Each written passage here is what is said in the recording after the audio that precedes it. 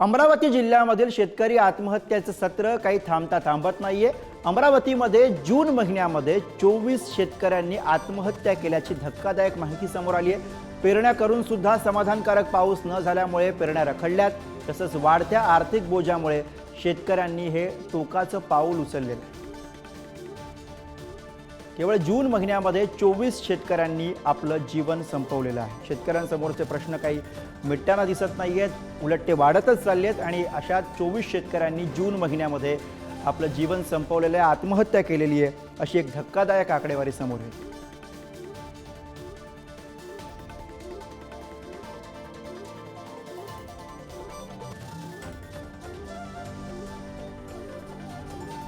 अमरावतीमधली आकडेवारी आहे। अमरावतीमध्ये केवळ एकट्या जून महिन्यामध्ये 24 शेतकऱ्यांनी टोकाचं पाऊल उचललं। 24 शेतकऱ्यांनी या जून महिन्यामध्ये आत्महत्या केल्यात। शेतकऱ्यांच्या पेरण्या पावसाअभावी रखडलेल्या आहेत। अचलपूरचा आपण विचार केला तर 5 शेतकऱ्यांनी त्या ठिकाणी आत्महत्या केल्यात।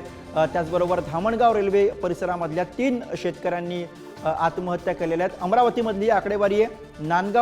नांदगाव खंडेश्वरमध्ये 3 शेतकऱ्यांच्या आत्महत्या समोर आलेल्या आहेत।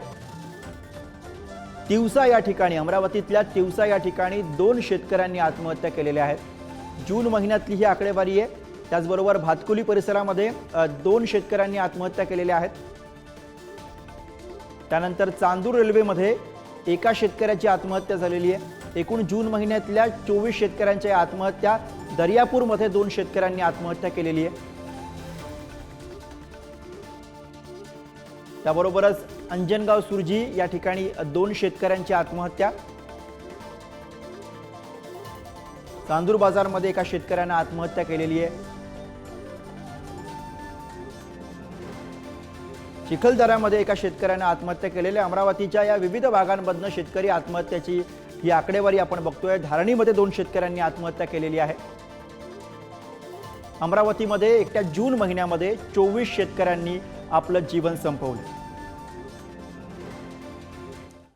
दरम्यान अमरावतीमधल्या या शेतकरी आत्महत्येवरती काँग्रेसच्या नेत्या यशोमती ठाकूर यांनी काय म्हटलंय आपण बघूया।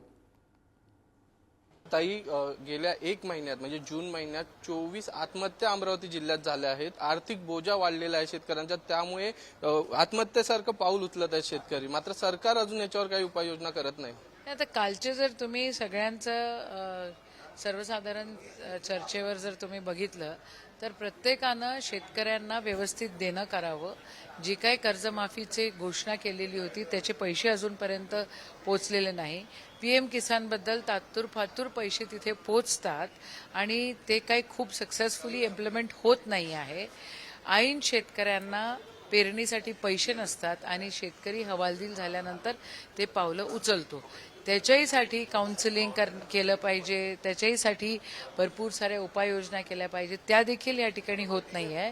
फक्त इलेक्शन समोर ठेवायचं, लाडकी बहीण म्हणायचं आणि लाडक्या बहिणीला देखील पुरेसा पैसा द्यायचा नाही, असं यांचं सुरू आहे। लाडकी बहीण ही योजना जरी काढली असेल तरी त्याची जी तरतूद आहे ही खूप कमी प्रमाणात आहे। त्यामुळे येणाऱ्या विधानसभा निवडणुका समोर ठेवता ही घेतलेली योजना आहे का? कारण का आपण जर ती पूर्ण योजना आहे, या योजनेमध्ये जी पुंजी केली आहे ही खूप कमी प्रमाणात आहे, म्हणजे टेम्पररी योजना असं आपण म्हणू शकतो का? आता मग तरतूद करायला पाहिजे होती ना, तरतूदच केलेली नाही तर आपण समजायचं कसं? धन्यवाद ताई, आमच्याशी बातचीत केल्याबद्दल। व्हिडिओ जर्नलिस्ट नितीनसह चेतन सावंत, पुढारी न्यूज, मुंबई। तर यशोमती ठाकूर यांनी सरकारवरती केलेली ही टीका आणि आता प्रतिक्रियेसाठी बच्चू कडू सध्या आपल्या सोबत आहेत, त्यांच्याकडे जाऊयात। बच्चू कडू जी, ही सगळी आकडेवारी समोर आहे। एकट्या जून महिन्यामध्ये अमरावतीमध्ये 24 शेतकऱ्यांनी आपलं जीवन संपवलेलं आहे। सरकारनं लाडकी बहीण योजना तर आणली, पण आता सरकार लाडका शेतकरी योजना कधी आणणार असा सवाल सगळे विचारू लागलेले आहेत।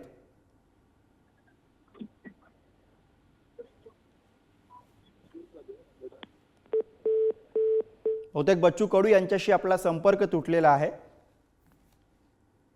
अमरावतीमधले वास्तव आहे, एकट्या जून महिन्यामध्ये 24 शेतकऱ्यांनी आत्महत्या केलेल्या आहेत आणि यावरनं अर्थातच विरोधकांनी सरकारला धारेवरती धरलेलं आहे। शेतकऱ्यांसमोर अनेक समस्या आहेत, पावसाअभावी पेरण्या रखडलेल्या आहेत।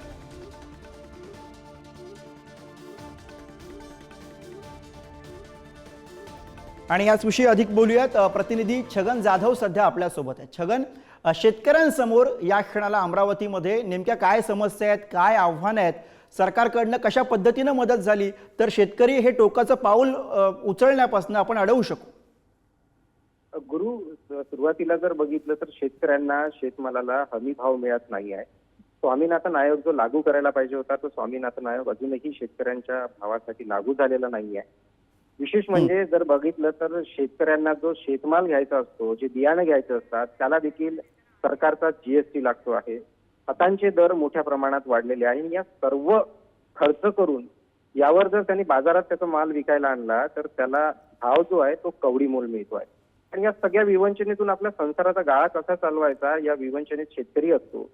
आणि यात मुलांचं शिक्षण असेल, मुलीचं लग्न असेल आणि या सगळ्या गोष्टींचा विचार करताना कुठेतरी त्याच्या मनात एक टोकाचं पाऊल येतं आणि ते असतं अखेरचं. अखेरचं पाऊल उचलताना तो त्याच्या परिवाराचा विचार न करता स्वतःला संपवण्याचा निर्णय घेतो आणि शेतकरी आत्महत्या होतो. ही परिस्थिती आजची नाही आहे गुरु. पश्चिम विदर्भात सातत्यानं शेतकऱ्यांच्या आत्महत्या होत आहेत. 2011 पासून शेतकऱ्यांची आत्महत्यांची 11 जिल्ह्याची यादी जी आहे ती पुढे आली होती. आणि त्यानंतर सुरुवातीला जर बघितलं तर यवतमाळ जिल्ह्यात सर्वाधिक आत्महत्या होत्या. त्यानंतर आता अमरावतीमध्ये गेल्या 2 वर्षापासून शेतकऱ्यांच्या आत्महत्या वाढलेल्या आहेत.